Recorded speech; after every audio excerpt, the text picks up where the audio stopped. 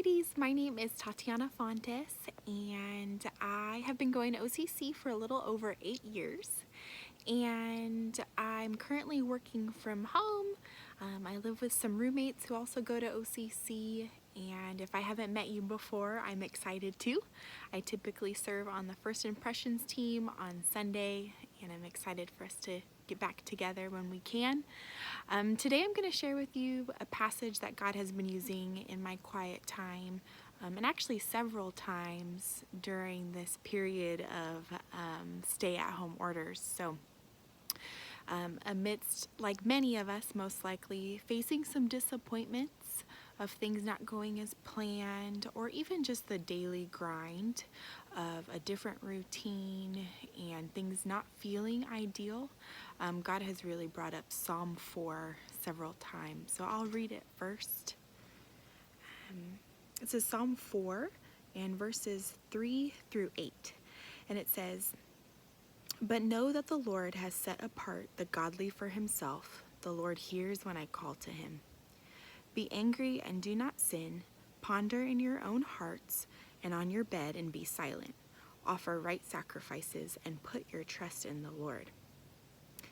And then it continues to say, "You have put more joy in my heart than they have when their grain and wine abound.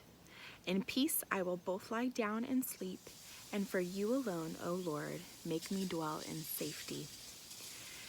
And so I love how in verse 3 it talks about how God really hears us when we choose to cry to him. And I find that my first reaction when I'm feeling disappointed or upset or I have a blocked goal is not to turn to God. That's not my first reflex. And I have to be reminded that God actually cares and hears me when those things are happening. And so because that, I can turn to him. And then it continues and says, "Be angry and do not sin. Ponder in your own hearts and on your bed and be silent." And so typically I like to react when I'm feeling a type of way. And this is a good reminder to choose self-control.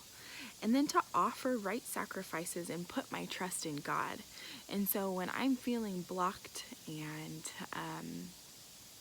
like things aren't going my way, I can actually still choose to do the right thing and not follow my own way, but trust God to take care of me because he hears me.